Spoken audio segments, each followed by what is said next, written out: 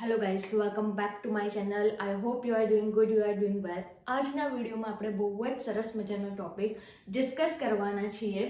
Able to જે આપણા special સ્ટ્રક્ચરમાં આવે છે. એબલ મતલબ તમે કંઈ પણ કરી શકવા માટે યોગ્ય હોવું, સક્ષમ હોવું, કાબિલ હોવું. હું દોડી શકું છું, હું લખી શકું છું, હું ઇંગ્લિશ બોલી શકું છું, હું ફ્રેન્ચ ભણાવી શકું છું, હું સેન્ટેન્સીસ બનાવી શકું છું, હું સેન્ટેન્સીસ બનાવવામાં કાબિલ છું, હું બોલવામાં કાબિલ છું. આવા કોઈ પણ સેન્ટેન્સીસ બનાવવા માટે તમારે શેનો યુઝ કરવાનો છે? એબલ ટુ, જે આપણા સ્પેશિયલ સ્ટ્રક્ચરમાં આવે છે. તો આજે આપણે એને એક્ઝામ્પલથી શીખવાના છીએ. પાસ્ટ, પ્રેઝન્ટ અને ફ્યુચર ટેન્સમાં શીખવાના છીએ. 3 ટેન્સમાં અત્યારે શીખવીશ. હજુ 2 વસ્તુ એમાં જે છે એ બાકી રહેશે, એ હું તમને પછી એવું શીખવીશ. પહેલાં હું જેટલું કરાવું છું, તમે ઘણા બધા યુટ્યુબના વિડીયોઝ જોતા હશો, બહુ જ લાંબા એવા હોય છે. મારા જે વિડીયો હોય છે એ શોર્ટ હોય છે.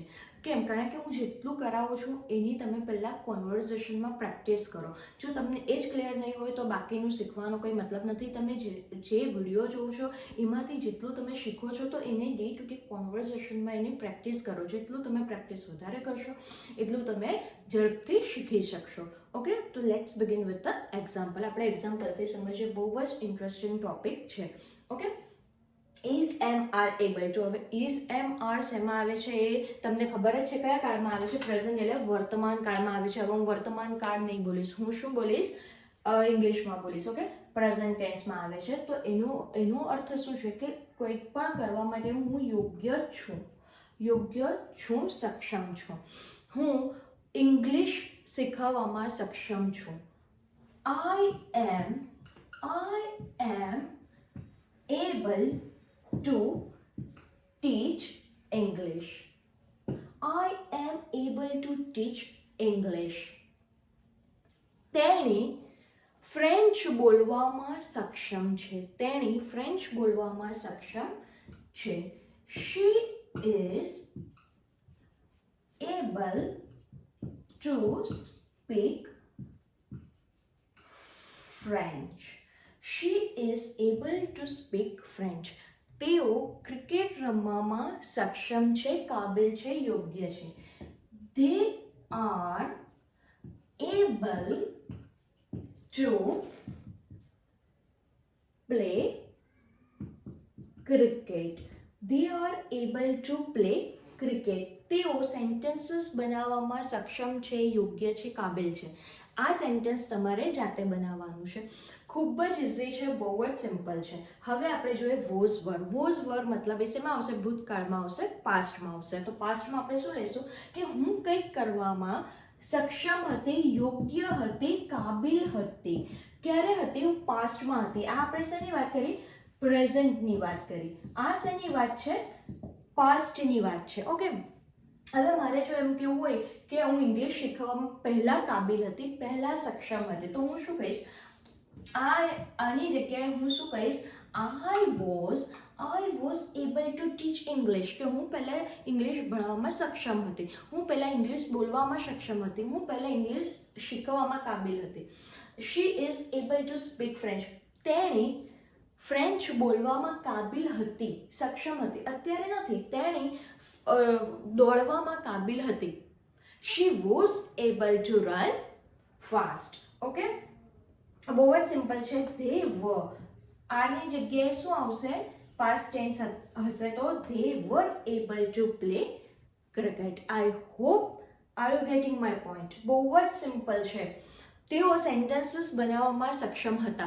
they were able to make sentences. કશે પણ તમને એવું લાગે સક્ષમનો અહીંયા યુઝ છે, ત્યારે તમારે શેનો, કયા વર્ડનો યુઝ કરવાનો છે?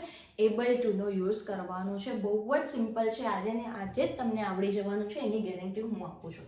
Will be able to. Will be મતલબ આપણે ફ્યુચરની વાત કરીએ છીએ. ઓકે, તો હું યોગ્ય હોઈશ કંઈ કરવામાં, યોગ્ય હોઈશ. સ્ક્રીનશોટ લેવો હોય તો લઈ શકો છો. ક્યારે હું યોગ્ય હોઈશ? ફ્યુચરમાં. અત્યારે નથી, ફ્યુચરમાં હોઈશ. ઓકે,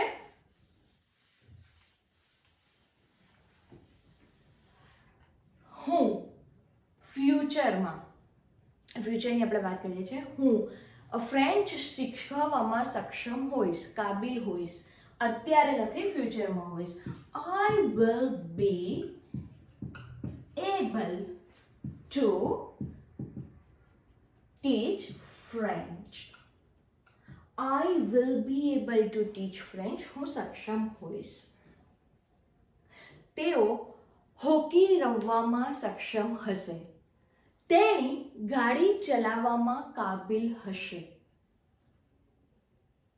તેઓ સેન્ટેન્સીસ બનાવવામાં કાબિલ હશે.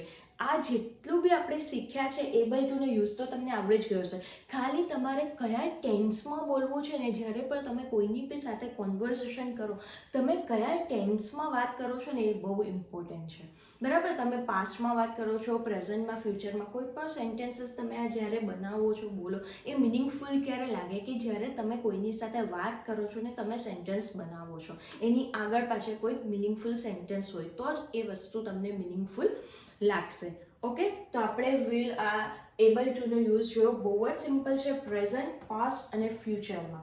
પ્રેઝન્ટ હોય તો is am are able to, past હોય તો વોઝ વો એબલ ટુ અને ફ્યુચર હોય તો વિલ બી એબલ ટુ. તમને કોઈ પણ ડાઉટ હોય તો તમે કોમેન્ટ સેક્શનમાં કોમેન્ટ કરીને પૂછી શકો છો. આજના વિડીયોમાં આટલું જ. હવે પછી આપણે નેક્સ્ટ વિડીયોમાં મળીશું.